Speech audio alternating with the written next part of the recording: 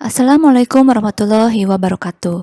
Halo semua generasi zaman now, apa kabar? Semoga kalian berada dalam kondisi yang sehat, sejahtera, dan berbahagia selalu. Berjumpa lagi dengan mata kuliah manajemen sumber daya keluarga. Kali ini kita akan membahas topik terkait dengan family management in digital era. Nah, ini adalah outline yang akan kita bahas hari ini, yaitu terkait dengan apa itu digital era. Kemudian juga kita akan melihat apa itu benefit dan risiko teknologi terhadap keluarga, dan strategi bagaimana keluarga cerdas menghadapi digital era.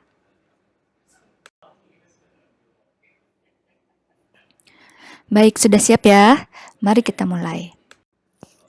Baik, untuk kalian nih, generasi zaman now, kira-kira bagaimana rasanya hidup di era digital? Pasti semua serba cepat, mudah, dan instan ya.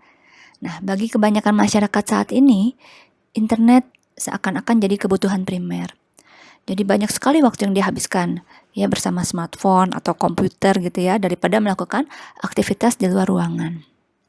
Ya, kita dapat dengan mudah mencari informasi di search engine tanpa harus baca buku gitu ya, buku fisik gitu.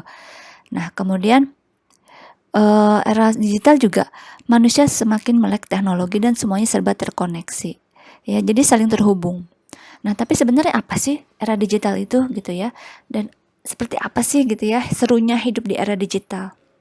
Baik, secara konsep, era digital adalah masa di mana semua manusia saling berkomunikasi sedemikian dekat gitu ya, walaupun saling berjauhan. Seperti yang kita lakukan saat ini ya. Oke, kita dapat dengan cepat mengetahui informasi tertentu, bahkan real time. Gitu. Nah, jadi pada era digital ini terjadi pergeseran dari teknologi berdasarkan mekanik ya atau industrial base ke teknologi berdasarkan informasi. Nah, menurut menurut sumber literatur gitu ya. Nah, era digital ini bisa juga disebut dengan globalisasi. Ya, jadi kenapa gitu? Karena pada era ini terjadi proses integrasi internasional gitu ya, terjadi jadi pertukaran pandangan, pertukaran pemikiran gitu dan aspek-aspek lainnya gitu ya, yang disebabkan oleh kemajuan infrastruktur teknologi.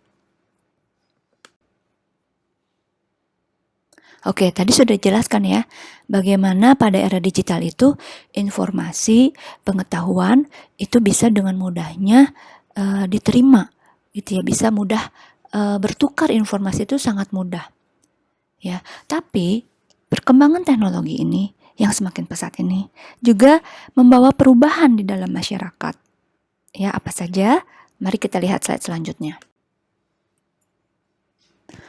Oke. Perubahan apa sih yang dihasilkan oleh teknologi gitu yang mempengaruhi kehidupan manusia? Banyak tentunya ya. Nah, di sini kita lihat salah tiganya gitu ya. Akan kita lihat dari perubahan gaya hidup, kemudian perubahan di bidang kesehatan dan di bidang pendidikan. Kita lihat untuk gaya hidup dulu.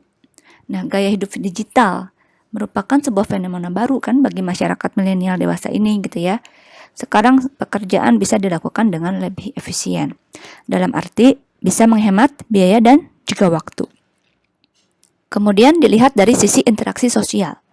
Sekarang manusia semakin mudah berinteraksi dengan satu sama lain. Antara lain melalui misalnya media sosial, ya medsos apapun itu ya, bisa lewat Facebook atau misalnya Instagram atau WhatsApp gitu ya.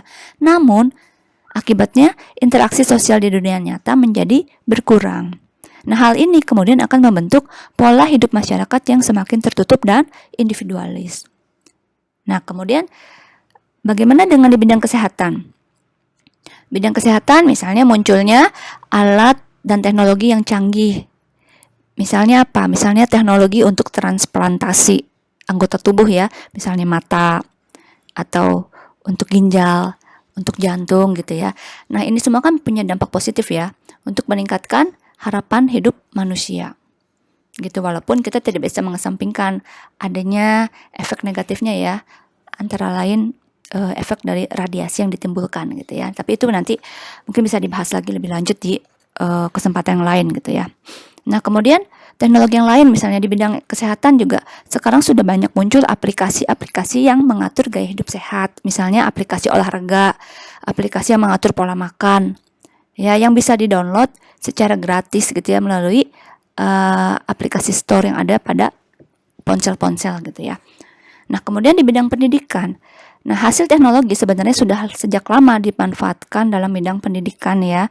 Dimulai dari penemuan misalnya ya mesin tik dulu ya, kemudian ada radio, ada film, ya, kemudian ada televisi, kemudian komputer dan lain-lain yang dimanfaatkan bagi pendidikan.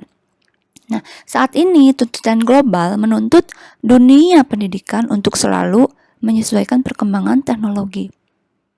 Ya, bisa dilihat nih sekarang semakin berkembang konsep pendidikan atau dengan dengan model pembelajaran jarak jauh atau ya online learning gitu seperti yang kita lakukan saat ini gitu ya. Jadi interaksi antara pengajar dengan siswa itu tidak dilakukan melalui tatap muka gitu ya. Jadi dengan teknologi informasi sekarang ini, pengajar dapat memberikan pelayanan tanpa harus berhadapan langsung dengan siswa gitu. Nah, kemudian sharing resource itu semakin mudah gitu ya. Nah, itu beberapa contoh dari adanya manfaat dari perkembangan teknologi. Nah, pada saat ini kita bisa lihat perubahan society ya. Di sini dari yang pertama dulu ya, society 1.0 gitu. Ini yang pertama ya, ketika manusia mulai mampu membuat peralatan sederhana ya dengan menggunakan kekuatan alam, misalnya api gitu untuk masak atau untuk mengusir hewan buas gitu ya. Nah, kemudian bergeser ke society 2.0 gitu. Nah, ini berubah pada saat ini manusia mulai menggunakan tanah gitu ya atau untuk domestikasi hewan liar. Ya, ini yang disebut revolusi agriculture. Nah, kemudian selanjutnya berkembang lagi menjadi revolusi industri. Manusia yang tadinya bercocok tanam dan beternak hewan, pada masa ini sekarang sudah mulai bekerja di pabrik dengan sistem upah. Kemudian melangkah lagi ke 4.0 yang sekarang nih sedang perbincangkan kan sekarang ya, memasuki era di mana aliran informasi dan data begitu cepatnya terjadi gitu ya. Jadi jarak antara ruang dan waktu semakin hilang. Semua data yang tadinya berbasis fisik sekarang menjadi berbasis digital dan bisa diakses oleh siapa saja dan kapan saja. Nah, 4.0 masih hangat diperbincangkan. Sekarang sudah ada konsep society 5.0. Ya. Nah, ini dikembangkan oleh pemerintah Jepang sebenarnya ya, disebut society 5.0 di mana ruang maya dan ruang fisik disebut terintegrasi. Jadi ini sebagai pengembangan untuk membenahi beberapa masalah yang saat ini dihadapi karena terlalu cepatnya perkembangan teknologi. Ya, di society 5.0 ini nanti semua hal akan semakin mudah dengan penggunaan artificial intelligence ya atau kecerdasan buatan yang akan membantu memproses data gitu. Nanti mungkin akan mulai banyak muncul robot gitu yang mudah dikendalikan dengan komputer dan internet. Singkatnya, semua akan serba praktis dan otomatis. Nah, itu ya. Nah, apakah kita siap dengan era ini, society 5.0? Ya, menarik ya untuk melihat apa dampak dari society 5.0 ini. Mungkin kalian bisa diskusikan lebih lanjut nanti ya. Oke.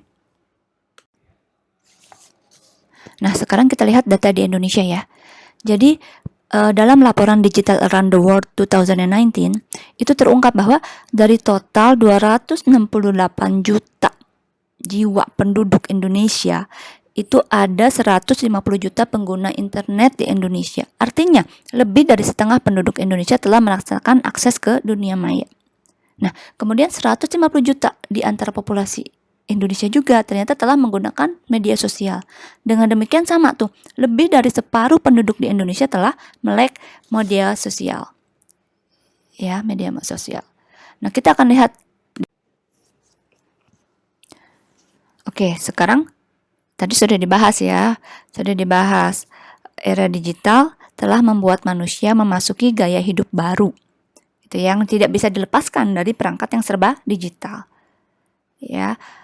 Terjadi pergeseran struktur keluarga gitu ya, pergeseran di dalam keluarga gitu. Misalnya usia pernikahan atau usia melahirkan anak itu juga menjadi mundur gitu. Kemudian peran laki-laki gitu ya dalam urusan domestik juga efek positifnya juga ada gitu ya, menjadi lebih meningkat juga. Sekarang sudah lazim, pokoknya nggak aneh lagi gitu kan, laki-laki yang punya peran di urusan domestik, misalnya mengurus anak gitu ya.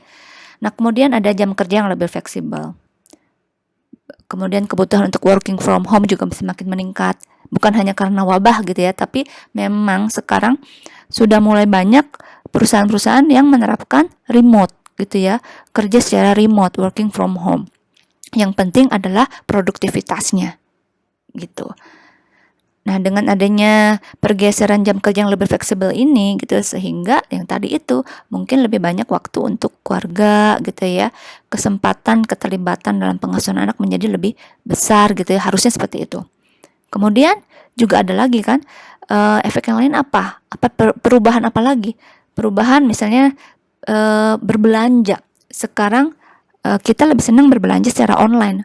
Ya, terbukti dengan semakin banyak bertumbuhan gitu ya, bermunculan marketplace. Kemudian belanja lewat Instagram juga bisa gitu ya. Banyak sekarang media-media berbelanja, tidak hanya harus datang langsung ke tokonya. Gitu. Nah, kemudian perubahan yang lain ya, tadi sudah sempat disebut perubahan berbelanja. Kan tadi disebutkan bahwa orang sekarang senangnya belanja online.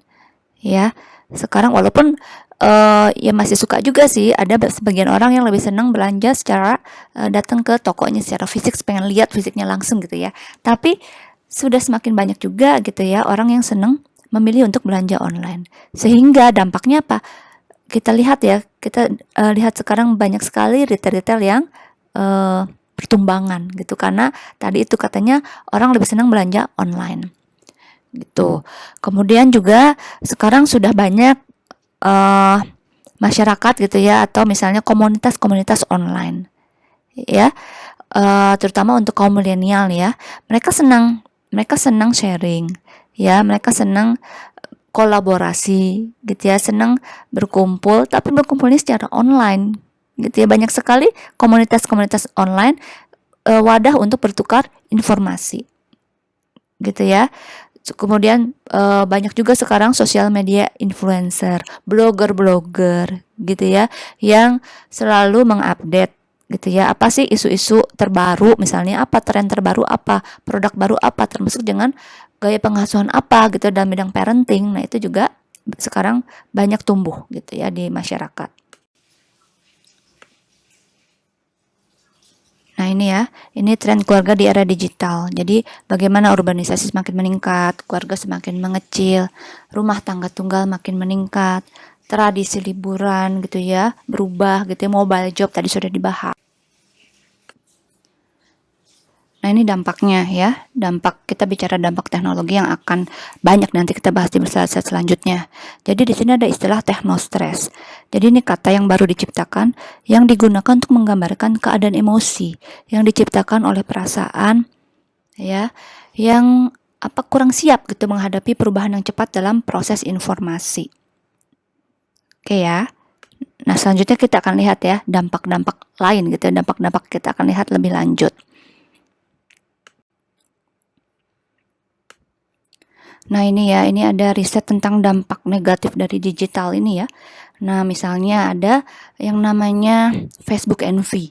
Ya, atau mungkin sekarang Instagram ya, karena katanya Facebook it's so last year gitu ya. Nah, sekarang Instagram gitu, karena banyak sekali influencer-influencer selebgram yang mengupload foto-foto yang menarik gitu ya, yang menyenangkan, sehingga membuat orang yang melihatnya gitu ya merasa envy gitu ya, cemburu gitu. Mereka merasa bahwa kehidupan dirinya itu merasa lebih lebih menyedihkan gitu ya. Mereka melihat kehidupan yang ditampilkan di sosial media itu kehidupan yang menyenangkan, sehingga orang merasa itu tadi ya, merasa tertinggal gitu dari mereka gitu ya. Dan itu salah satu dampak negatifnya gitu ya. Oke.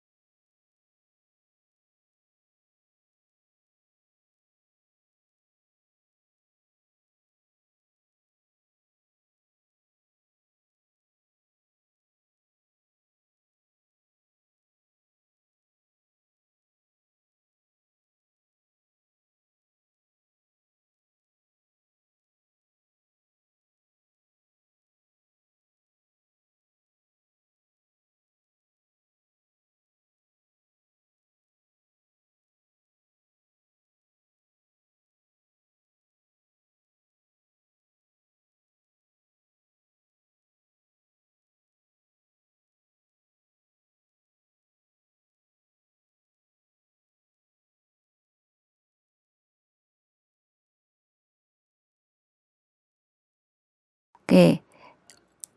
Ya. Jadi bagaimana kita membesarkan, misalnya bagaimana keluarga membesarkan anak di era digital ini.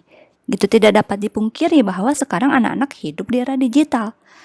Ya, berpotensi punya karakteristik atau perilaku yang disebut dengan ketergantungan terhadap gadget tadi. Gitu ya. Nah, di era generasi digital ini, anak-anak yang aktif berselancar di media sosial, gitu ya. Apapun itu ya, Facebook, Twitter, Instagram mungkin ya, belum lagi game online. Nah, di sini berarti peran orang tua di sini menjadi sangat krusial ya. Pentingnya pendampingan orang tua kepada anak saat menggunakan gadget. Gitu ya. Seleksi medianya, seleksi aplikasi yang digunakan, programnya, termasuk game apa yang digunakan gitu ya. Orang tua juga tapi harus mengenal juga tuh gamesnya apa gitu ya. Jadi harus familiar juga dengan apa yang diakses oleh si anak. Itu ya. Jadi berikan batasan waktu akses, tingkatkan peran pengawasan orang tua gitu ya. Kemudian kenali aplikasi yang digunakan anak. Ya. Oke.